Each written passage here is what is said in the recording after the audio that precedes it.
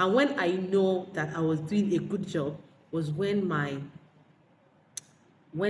prof was nodding his head. I was nodding his head. I was nodding his head and was smiling. I know, no, look, you have done something now.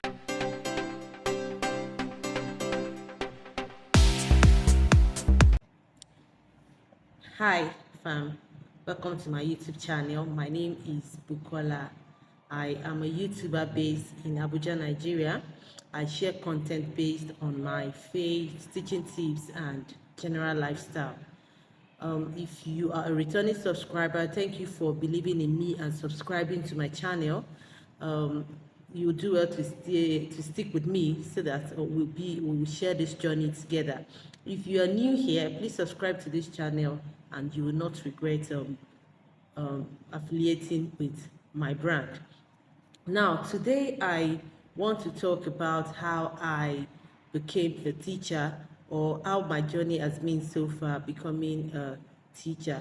Now, if you would like to know if teaching was originally my career choice as a person, please stay and watch to the end of this video. Hit the like button so that YouTube can recommend my video to other viewers. Now let's dive right into the topic for today. Okay, so let's start from when I was a child. Okay, so the dream of every child is to become, back then our dream is either to become a doctor or a pharmacist, and even your parents are always encouraging you, oh, you're either a doctor, a pharmacist, or an engineer. That was the peak of the career. That was what every child loves, want to become in the future. And so my case was not different. I actually wanted to become a doctor too, and then worst case scenario, I'll be a pharmacist. But so I was working towards that goal line. I tried very hard in my primary school, junior secondary. I did very well, and because I did so well in integrated science, I was moved to the science class, which was actually what I want. But gradually came to realize that chemistry is my worst enemy ever. My worst subject. I love physics, I love maths, I love biology, I love every other subject. But when it comes to chemistry, it's like my brain just goes off. As in, I have no idea what is going on, the experiments, the equations, it does not make any meaning to me. So I quickly learned that maybe medicine may not be my thing. I should consider other things. And then I spoke with my dad about it, and he said, he was like, oh, she bought me all the textbooks, he would get me extra lessons, blah blah blah. He actually he wanted me to become a doctor. But I when I was struggling to pass chemistry. The highest I think I've ever gotten in chemistry was a C6. Most of the time it's either a P8 or P7, and then it has been like that from when I was in SS1 and then in SS2. So by the time I got to SS3, when we were writing WAEC, most of us decided to try JAMB out for the first time that time. So my dad got me the JAMB form, and then while I was filling my JAMB form, instead of filling physics, chemistry, biology like my mates, I decided to put in maths, economics, and commerce. Yes, maths, economics, and commerce. That was what I did for JAMB. Now, after that jam, when our WAEC result was released, I actually passed every other subject except for chemistry. You can't guess what my grade was in chemistry. It was F9. Yeah, F in chemistry. So the only good thing was that, when you get your WAEC certificate, that F, any subject where you get an F or a F will be missing from your certificate. So chemistry is not appearing on my certificate. That's a good thing, because I would not love, I would not or like to show my children a certificate that is showing that has an F on it, but actually I had an F in chemistry. So my dad was suggesting that I should go back and retake my WAEC again. Now, if you are one of those that schooled back in the days, maybe you're of my age range, you know that when you're retaking back in the days, you don't go back to SS3 and retake, you go back to SS2. So I was now beginning to imagine my juniors 2 years back will now be my classmates. Then I will now know. And then as at that time, I was I can't even imagine myself going back into a school uniform. You know, no big girl things now. We are out of secondary school. So I what I did was I told my dad, actually the JAMB I wrote, I did not do physics, chemistry, biology. I did maths, economics and commerce. So I'm hoping that the grades will be good and I can just change to social sciences. So luckily for me, he even though he was not happy with the decision, he agreed with me, and I moved my I changed course from sciences to social sciences. Unfortunately, when my JAMB result was released, because I was a bit the subjects I did were it was a bit strange for me. I didn't get enough scores to get me admission. I scored 180 in my JAMB, 180. So my dad decided I should go and do my A levels, which is IJMB back in the days. So I went for IJMB A levels, and when I was filling in my, because of I wanted to go into social sciences and I did sciences, so there was no way for them to get a subject selection for me. But because they were thinking I would find it difficult to cope, but my dad told them that they should just put together a very nice social science subject combination for me so I can move. So I was given business management, accounting and economics at A levels. So I'm familiar with economics. um Business management is an advanced form of commerce which I have not done before, but I believe that with the knowledge of economics I'll cope. And then the elephant in the room was accounting. I have never ever done accounting in my life. So that was the very first time I was doing accounting. So, and this A levels was for 9 months. So I had 9 months to start learning from O levels to A levels accounting. 9 months to start learning from O levels commerce to A levels business management, and then I have economics. So it was serious work for me, and I put in all the effort I could. And then at the end of the 9 months, we had our exams, and when the result was released, I scored 12 points out of 16. So if you're familiar with IJMB, it is your three subjects is 5 points, that's 15. And then if you're able to get a point in all the three, you get an additional 1 point. That will make you that will give you 16 points. So in my case, I had 11 points, and then I got the additional 1 point, which makes it 12 points for me. So now it's time for me to get admission into the university. So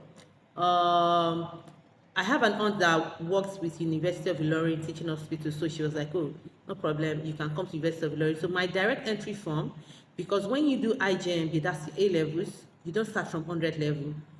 What you do is you start from 200, because it's assumed that your A levels has covered the basics of 100 level for you. So I applied for accounting as my first choice and economics for my second choice. Now, unfortunately for me, the cutoff points for accounting was 14 points. I had 12. My aunt tried to pull every strings and connection and everything. It didn't work because as at that time, all the universities in Nigeria, they were on strike.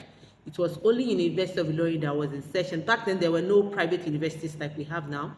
So only University of Ilorin was in session. They refused to join the strike. So they have a lot of people applying, well overqualified people applying for all these courses.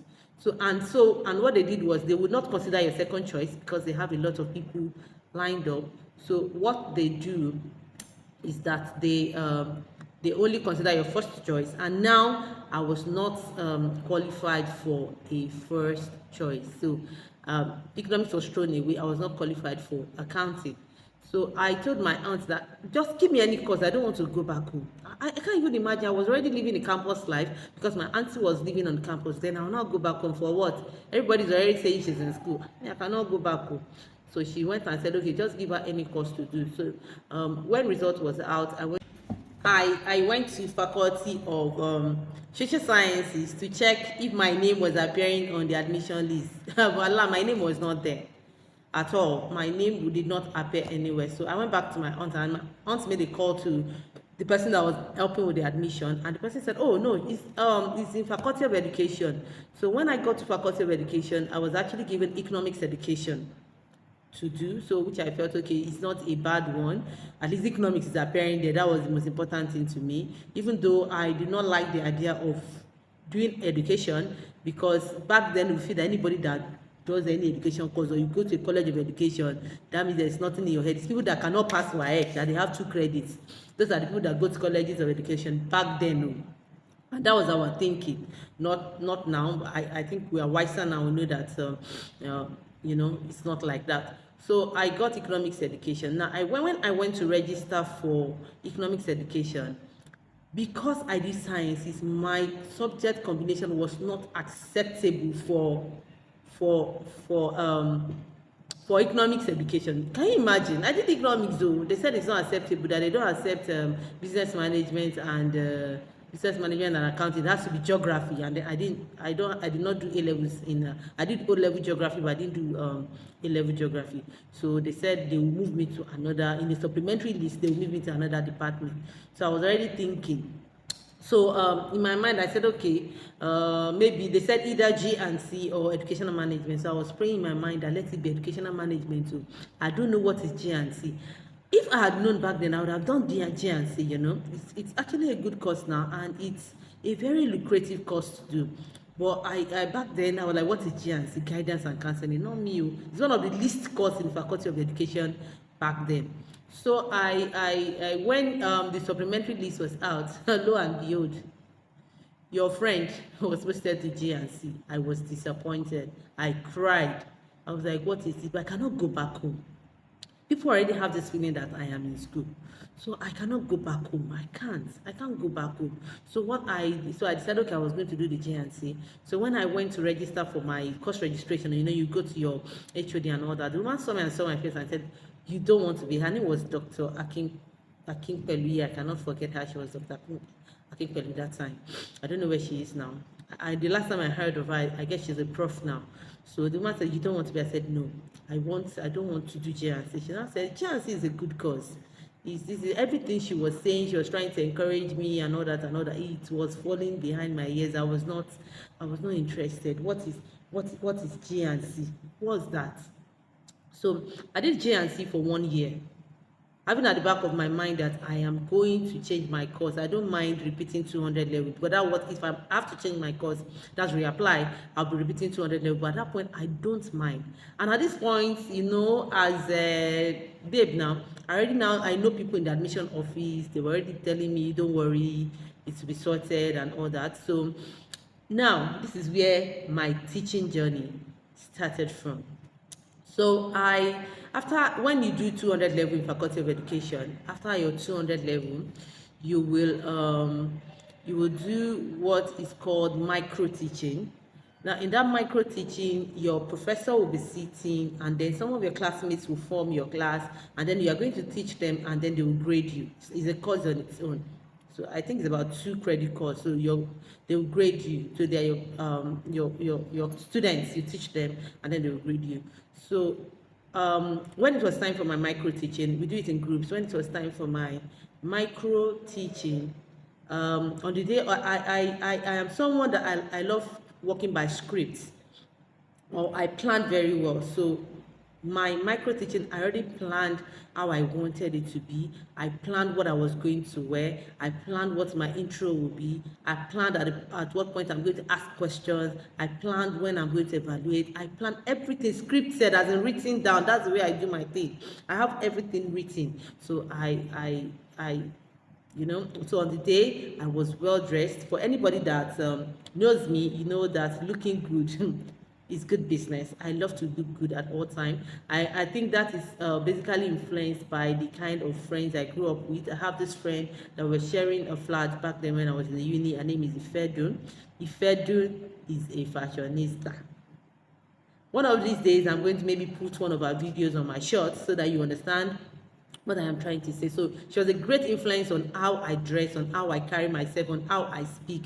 Yes, she was a big influence on that. So on my micro teaching day, I was well dressed, put together. You know, now I had my lesson plan well prepared. I was looking good. I was feeling myself. So when it was my turn, I was called and I went to the board and I taught them. And when I know that I was doing a good job was when my prof was nodding his head, I was nodding his head, I was nodding his head, and he was smiling. I know, no, Buki, you have done something now. You know, so after the whole thing, and I was still standing at the board, the man now said to me and said, Bukola, you are a natural teacher. If you are thinking of leaving this profession, don't try it. You are naturally gifted at what you do. We were all carried along. You did a good job. Look at the way you're dressed. He was not comparing me with others in the classroom that, you know, I was well dressed and everything. And I scored an A in that course. And the man encouraged me and said, keep teaching. I know maybe Dr. Akipelu already hinted him that I'm not interested in teaching another. He said, please don't leave teaching. You are naturally born to do this. You are good at this. The world needs you as a teacher. This is that my head was swelling, but my mind was already made up. I don't want to be in faculty of education. Okay. So after that 200 level, after that whole micro teaching thing, I reapplied again, because when you have A levels, you can actually use it for like 5 years. So, and then you always get into 200 levels. So I applied again for economics, and this time around I got into economics. My cutoff point was okay, everything was fine. So I went back and repeated 200 level again. My mates were already in 300. I was not bothered because I already have what I want. So I did economics for 3 years. That's 200, 300, 400, and then I was done. Now when I was in 400 level, there was a fight that broke out in my school. I can't really remember what happened, but it was a big one. Students went into the school and vandalized lecturers' cars, the school clinic, the library, everywhere was vandalized. So the school was shut for like 3 months. So instead of us to go for youth service in January, we're now shifted to September service. So there was nothing to do. I cannot go back home because home will be boring. I was right there in Ilorin. By the way, I went to University of Ilorin. So my dad called a friend of his that owns a school in Ilorin and said, oh, can you allow this girl to teach in your school for a while? So the man said, oh, why not? So that was how I was employed as an economics teacher, economics and commerce in that school that year. Okay, so that was in 2004. Yes, so I was employed as a teacher in that school. And funny enough, I kind of love it. When I got to the school, I met a lot of youth corpers there, so we flew together. I made the place enjoyable for me. I worked for like 5 months, then I went for my youth service. I was posted to Rivers State, and after camp, I was posted to Rivers State Sports Institute.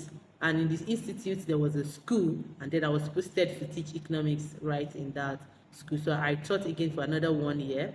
And then after my youth service, I came to Abuja. Now, after returning to Abuja, I believe that my days of teaching are over. I had a good grade in uni. I should get a work in a bank. That was my target. If I cannot be a doctor in an hospital, if I cannot be a pharmacist, if I cannot be an engineer, at least now, let me be a banker in a bank. And that was the plan. So the first bank I applied to was Diamond Bank. I passed the first stage. I passed all the stages there, and then at the posting level, I was posted to the marketing department. Believe you me, I hated that department. I know my friends that work in marketing, and they always complain about meeting targets and this one and that one and that one. So I don't want to be a party to that. Okay, so I gave up. I did not even resume for the job. That's in Diamond Bank. And then another of my friend called me again and said, oh, Buki, UBA is recruiting in Jos. That my friend is in Jos. UBA is recruiting in Jos. If you like to live in Jos, you can come over. My friends are the ones sorting the employment, the recruitment. So you don't have a problem. Just come, do the interview, and then you have the job. So I traveled down to Jos from Abuja, and then after the interview in Jos, I was posted to marketing again. I say, what is it? Me and marketing. what is this? I cannot. So I decided I was not going to do it, because right from onset I've said I will never do a marketing job, in a bank. You know, I decided it was not my thing. So that was how I decided not to go for that job too. They posted me to Kaduna to resume as a marketer. I did not resume because I don't want to be a marketer. So I came back to Abuja, and then I took up a marketing job. Can you imagine the irony of it? I took up a marketing job with a furniture company right here in Abuja, and in that company, what we do is we do your bedroom, and then we do your kitchen. So when you have your house already set, so you got the contract of fixing your bedroom. You tell us everything you need in your bedroom and your bathroom, and then we'll do that, and then we fix your kitchen. You tell us what you need in your kitchen, we'll fix your kitchen. So I was working based on contract, so I get 5% cut of every business I bring in, and then I get I think about 15,000 monthly for my transport, and then every other business I bring in, I get 5%. So what I did was I went to, I thought about how I was going to make it work. So I went to a site, a building site, and I met with the engineer, and I said, oh, this is what we'll do, this is what we'll do. I showed him samples of the job that the company have done already. So I said, if you can give me this job, I get a 5% commission. I'll give you 2.5, I take 2.5, if it's okay by you. So luckily for me, the guy agreed, and the guy gave me the job, and that was how I started getting job. He introduced me to all his friends, so they know that they are getting a cut. So I didn't mind that they were taking a chunk of my cost, but that, I was getting money, and I was okay, I was fine, and everything was okay until the job was tedious. At times I had to go to work there are no weekends, we work every day, including Sundays. So, but I was single, so there was no problem. But when I got married, that was a problem.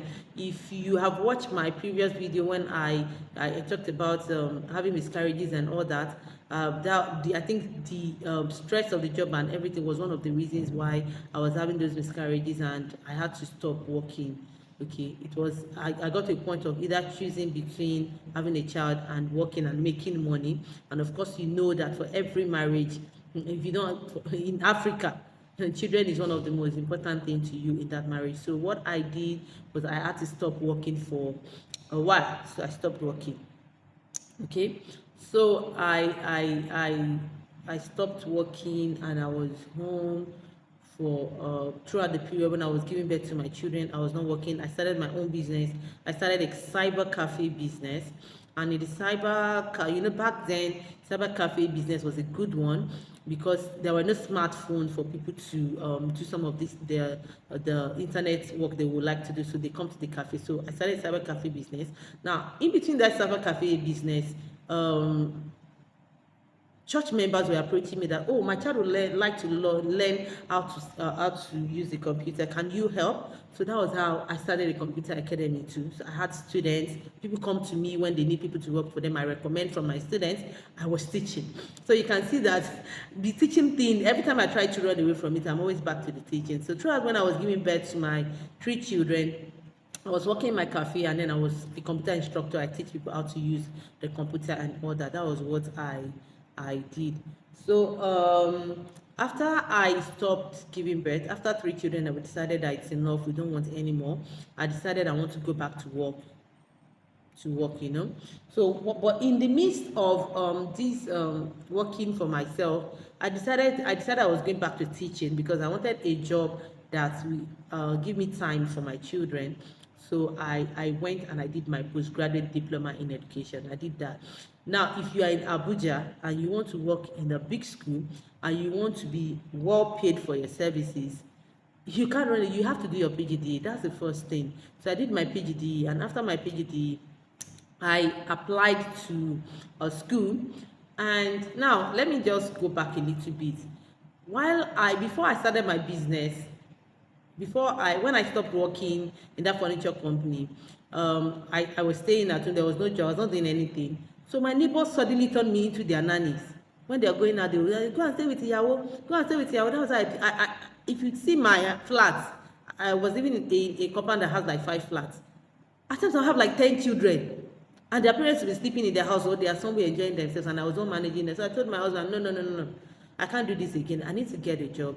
So I got a job in a school, close by my house. They were paying me 4,000 naira. Can you imagine? Even when I was working immediately after my youth service, my salary was 30K. When I was serving, my salary was more than 30K. Now they're paying me 4K.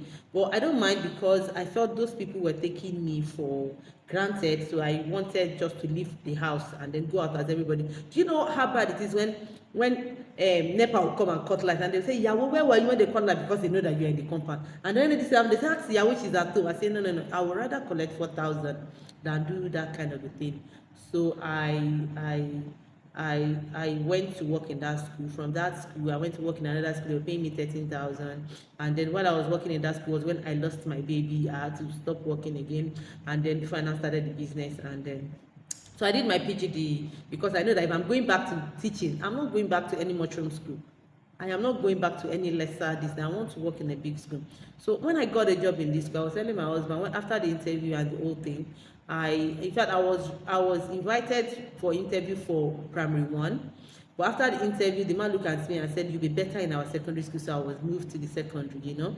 So I told my husband that before I got my employment letter, they said they would call me for the employment letter. So I told my husband, I said, if these people can offer me 50K, I said, all my problem in this world has been solved. You know, you're thinking now when you don't have money. I said, my problem has been solved. So when I went for my employment letter and I was offered 75K, hey, from that place I was singing, I was walking on the street, I was singing, I was dancing. People were looking at me as if I was mad. But you know, from earning 4,000 to 13,000 to doing a business that is not consistent, if you are doing a business, you know that there are some months you make a lot of money, there are some months there will be nothing. Now I am going to be steadily every month collecting 75,000 naira. That was in 2011. I was happy. I was, you know, so I worked in that school. Up till 2018, and in 2018 I decided that no, I need to move up. You know, I need to step up. This is not. It's a very big school, but this is not my leader. There are bigger schools. Let me move up now. Now, there is something I would like to advise you, my subscribers. Please, you know, in whatever field you have, please, human development, human capital development is very important. You need to develop yourself. You need to work on yourself. Don't stay at a stage. Don't like, oh, after my first degree, I have a degree. There's no need to do a master's. What am I using master's? So what am I doing all this? You need it to.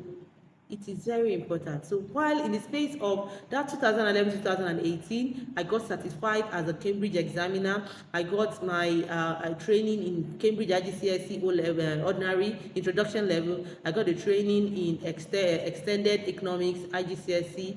I did all those things with my money. This kid is not paying. I use my money to do all those training.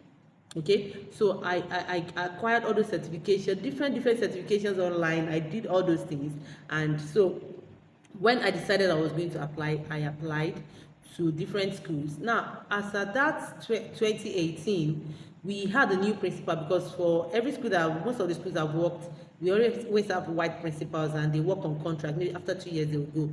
So back then we now got a new principal. She's a Black American, and she was harsh, very harsh to staff and others. So people started resigning and leaving. They were getting jobs in other places and they were leaving. I tried as much as I could. It didn't work well. I prayed, I fasted, I did everything. It did not work. I did not get a job. People were leaving me in that school. I was just there. When they say, Mr. This thing has gone to so school, hey, I'll say, God, when will it be my turn? When will it be my turn? Now something happened. I told you, if I love God, I work for God, I serve God. If you go to my Facebook page, you see I have a lot of religious activities going on. So we had a program in church, and the invited girl just singled me out and brought me. I said, what do you want? God said, what do you want? So I laughed. You know the way Sarah laughed. And the man said, why are you laughing? God said, what do you want? So I said, I want a job, a good job. He said, God has done it. Like weeks later, I've forgotten about this thing. I was in class, I was teaching, and I just got a call. The normal me, I don't take my phone to class because I don't want distraction. And if by chance my phone is with me in class, it's going to be on silent because I don't want to pick any call. I don't want it to disturb me while I am teaching. So on this day, my phone was with me. My phone was not on silent. My phone rang, and I got a call. I said, are you Bukola Adesoji? I said, yes. He said, if you get an offer to work in another school now, can you move? I said, if the offer is good, yes, I can move. And the man said, okay, come to this address by 4 p.m. today. I said, okay. So after my class, I went to my friend's class. And I said, Josephine, I got a call from the blah, blah, blah. They asked me to come to this address. I don't want to go alone. This country is terrible. I don't want to be kidnapped or killed. You follow me to this place. So she went with me. And then when we got to the address, we discovered it was a complex. It was a recruitment agency. And then I had a mild interview with them. The man said he was okay with me and my performance and said he was going to send me to the school. So I was sent to that school. So the next day, I was well dressed and everything. I went to the school and I met the owner of the school. God bless her. So she's late now, and she asked me a few questions. I answered, and she said, "Oh, I love your confidence. I love the way you talk and everything." And said, "Okay, let's go and meet the principal. So and then let's organize micro teaching for you. So when you are if you go for a recruitment exercise as a teacher, you are going to do a written exercise and then you do a micro teaching." So I didn't do any written. I was just told that I'll have to do micro teaching so that I can assess my teaching. So I was so the woman, the owner of the school, took me to the principal and to the vice principal, and then a boardroom was set up, and then my CV was shared, and then the principal, a white man from the UK, just looked at me and said, "Oh, you are Cambridge certified?" I said, "Yes." So you've done IGCSE economics? I said, "Yes." A levels? Yes. He said, "Oh," he said, "you've taught IGCSE for 5 years?" I said, "Yes." I said, he told my madam straight. He said, "There's no need to interview her. She's good." And then I was like, he said, "No, if she has done all these things, that's why I would like to advise you, like I said, please don't be on the spot. You need to keep developing yourself. You need to keep following the trend of whatever is going on where you are working. If you are a tailor, tailoring does not end at Iro and Buba. You need to learn how to do breast cut. You need to learn how to do tube cut. You need to learn how to do corset. You need to learn everything that is trending in your business. That is the way to stay on top of your game. You need to be following trend. Move with trend." So all the certificates I was spending money on for years, this man just said there was no need. I did not do any written test. I did not do anything. I did not do any micro teaching. I was employed based on the recommendation of that white man. I was employed instantly. So the question was, how much are we going to pay you? Now, I started with 75,000 in my former school, and then over the years I got more and more and more because I had so many other responsibilities, and I get more money for each responsibilities, and then every year there was an increment. So what I did was I just thought in my head, I just multiplied my former where I was working at the time, I multiplied by 3 and I called the amount. And I told the man, "Pay me this amount." He said, "Oh, is that not too much?" I said, "Yeah, if I have to leave my school, I am well paid where I'm working. If I have to leave, it must be a convincing pay for me to leave where I'm working and be here." And the woman looked at me and said, "It's the confidence of me. You are so confident of yourself." And she said, "We'll pay you." I was like, if you know what I am talking, the amount, I was shocked. I could not talk again. That was how I got employment to where I'm working presently. I've been working where I am now since 2018, and mind you, I still did not stop at my human capital development. I've done a lot of courses here too, because I know that I'm not going to be here forever, and if I'm living here, I am going to be living for a better place. So I guess I am destined to be a teacher, because every time I try to run away from teaching, I'm back at it. In the church, I teach children in my Sunday school, and anytime I ask someone else to do the teaching, they say, no, they will want, I think it's a gift acquired from God. A gift of impacting knowledge is what God has given me. Now, I would like to ask you, what's your story? If you're a teacher, how did you join the teaching profession? Was it by accident? Was it because you couldn't get another job? Or was it because you love teaching? Okay, so please go to the comment section below and share your story. I'll also would love you to please like this video so that YouTube can subscribe. YouTube can recommend my video to other people. Now, if you are new here and you believe that this content has added any value to you, please subscribe and hit the notification bell so that every time I post a new video, you'll be updated. Thank you for listening to me, and thank you for staying with me for this long. And until I see you in my next video, have a good and wonderful day. Bye.